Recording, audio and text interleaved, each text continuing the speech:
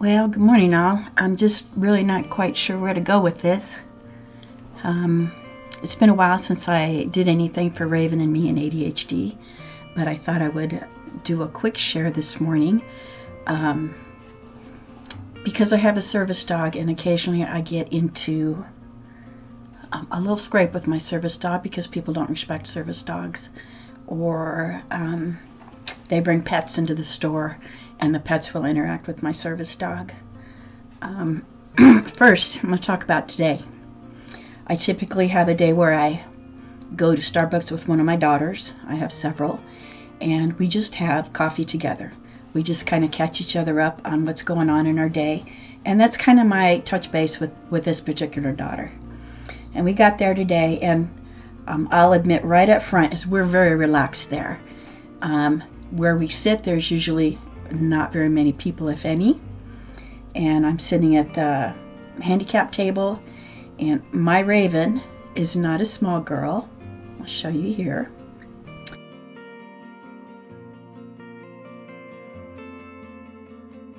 She's a 120-pound King Shepherd. She's a big girl, but she's very well trained, but she will pick up from me. If I'm being really relaxed, she's going to be really relaxed. So she was spread out a little bit to my left. Also to my left is a guy at his table, drinking his coffee, a senior gentleman, reading a Kindle. And I thought several times I need to pull her under the table where she's used to being. But I didn't act on that right away because we were kind of waiting for our coffee. We were doing our chat. And I will take the blame for that. Totally my fault, not hers. Because immediately after someone was said, she got poked beside me at the table, right beside me, and then put under the handicap table, handicap tables are nice because they're big enough for a service dog, even my girl's size. We are drinking, finally got our coffee, and we're sitting there drinking, and this guy got to get up, and I'm sorry, my girl is in the way. And he said, yeah, I'm sorry too. And those dogs shouldn't be in here. And I pulled her right away and tucked her in. And I said, well, she's a service dog. He says, I don't care. Dogs shouldn't be in here. And from that point on, he was foul. Now we're sitting there having coffee. And in the old days, I would have just shut my mouth and ate it. But I did interact probably when I could have. It wouldn't have stopped him being foul. But aren't we, joy and light this morning? And he was just foul. And then I have my daughter there, and she does not hold her tongue. So she went up to the manager, and the manager came over and told him that the dog's allowed to be here. Well, they shouldn't be, and told us not to interact with each other, which we didn't. From that point on, we didn't have anything to do with it, but he did this huge smirk because he flat out lied to the manager and said, oh, I'm always pleasant, and he was telling my daughter to F off and things like that. So he was not being pleasant. So we sat there and drank our coffee until he left, and then we left. But I also have ADHD. Raven and Me and ADHD is the name of this series, this channel. And if you know anybody with ADHD, they have a very hard time letting something like that go. It attaches to our rejection syndrome that ADHDers can have, where they'll play something over and over again in their mind, or they'll blame themselves. Maybe if I hadn't said this, he wouldn't have said, no, this was a foul guy. He would have said it anyway. You could tell that he got a power trip out of being able to lie and bully other people. If we had not been in that store, if we'd been outside, I probably would have been a little more verbose about things. But I wanted to have an enjoyable time with my daughter. So I'm having a hard time letting that go because he was just foul. So I'm kind of putting it on the air here. There's no reason for that. There's no reason. But when a guy is attacking two women at a table, there's something wrong with that man, that he can't let something go. I understand that I had her rather relaxed, but immediately upon mentioning it, here's a photo of her, how she was tucked up against me.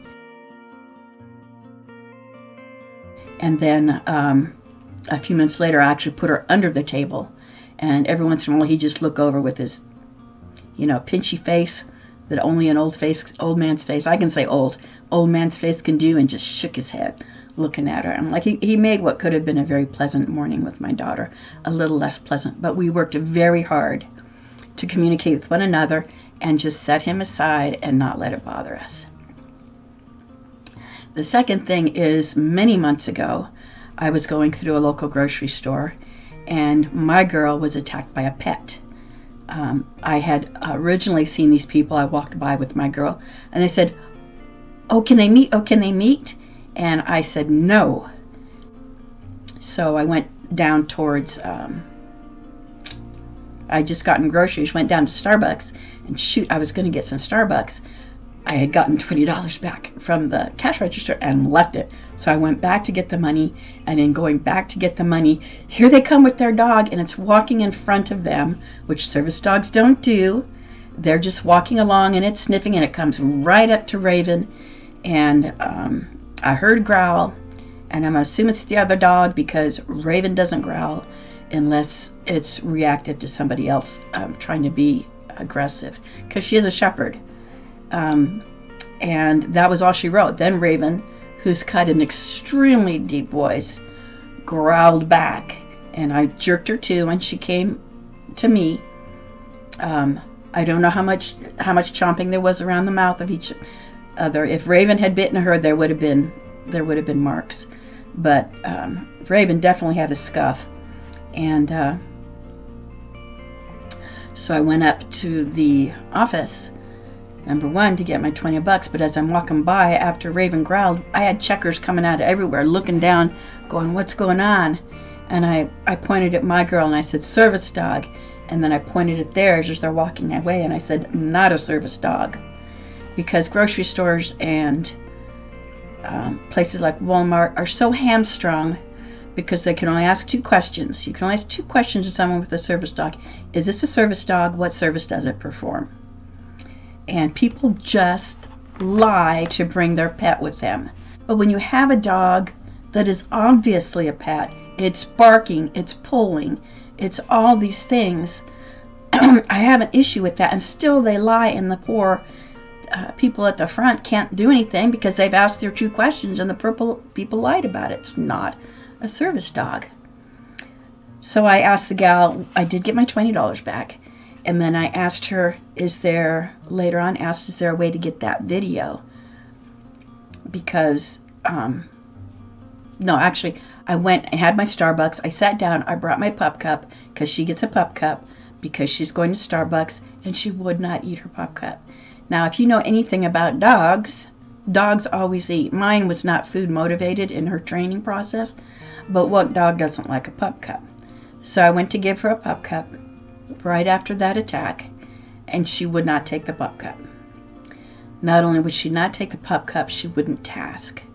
And for those that don't know what a service dog is, tasking is the service they are providing. I have a crushed vertebrae in my back, hence the reason she's a bigger than average dog. I lean on her, she catches me for balance. She does all that kind of thing when it comes to my physicality. And I also have CPTSD. So she provides anxiety remediation. She will catch it before it happens and alert me to it and get me to disengage when an activity or I'm winding up. She's so good at all of these. You should have seen how many times she's alerting me after this guy did this stuff. But anyway, she wouldn't, and I just was instantly in tears because I knew it happened. She's a shepherd. Shepherds can be a protection dog, and that's what they clicked on. That she had never needed.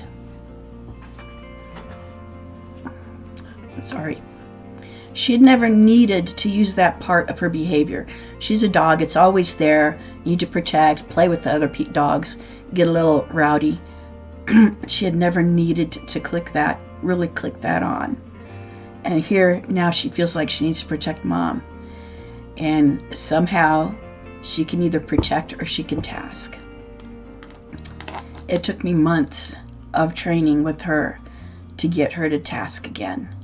And not that she wouldn't task once we got home, but when we were out in the public, protection to her was more important than tasking.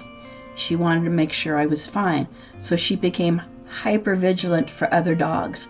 Instead of taking a look at a dog and continuing on, she would focus on the dog, which is not what you want with a service dog. And it took months of almost a kind of boot camp behavior. You can only train dogs for a few minutes at a time, 5 minutes at a time. No matter how good the dog is, you can play with them using what you've trained them for longer. But if you really focus on one particular task for over more than a few minutes, you're not going to get the behavior you want out of it. You can do it for more, it depends on the dog, but 5 minutes is kind of the standard when you're talking about a little behavior and reward. Or maybe 15 if you're doing multiple behaviors and rewards. It took I would be going outside, I would go to Home Depot, Office Max, anywhere that a dog is allowed that needn't be a service dog. And it was just heartbreaking to think my girl would not be a service dog ever again because she was busy trying to take care of me.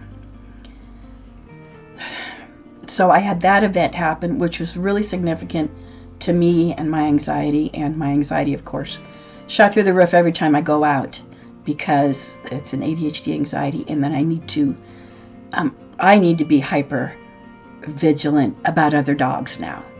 Whereas before it didn't matter. She would take a look and then move on unless the dog physically approached her, in which case I would say, hey, get your dog. And they would get the dog, or a little dog, then we would go around it because obviously that little dog is not going to behave as a pet, so you yourself get hypervigilant. But after that and today, I don't know, as beneficial a medical tool as she is for me, as alert as she is, as aware as she is of my condition and the almost magical bond and connection she has with me to tell me, whoop, mom, here, or whoop, mom, you're hurting, you need to lay down, you're walking funny, you need to lay down. She just has this amazing thing about her. I'm getting tired of going through that anxiety with the public. If I was walking along with an oxygen tank and my oxygen tank was in the way, somebody would go, excuse me, can you move that?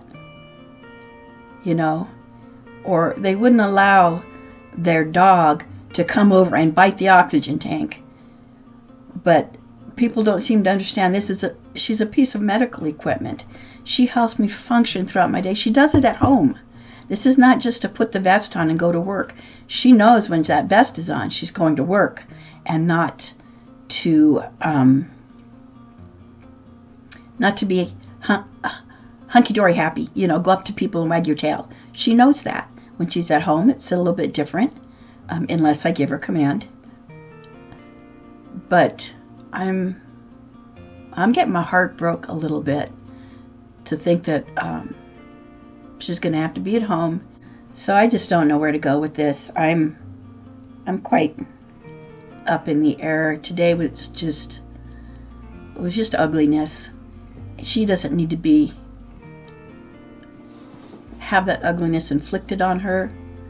I don't need to deal with ugly people like that. He probably would have come up with something just because my daughter and I were sitting there, and he's that kind of guy that tries to push on women, but it's just frustrating. Any advice you can give me? She is trained again. It was my fault that she was laid out there because I was overly relaxed at a place that I go to all the time. I didn't expect him to do anything except say, excuse me, your dog's in the way, and I would have gone, and she would have been right up next to me. But I just didn't expect that foulness. So any help you can send my way would be greatly appreciated. And thank you for listening to my rant. I just had to get that off my chest. Have a great one. Bye-bye.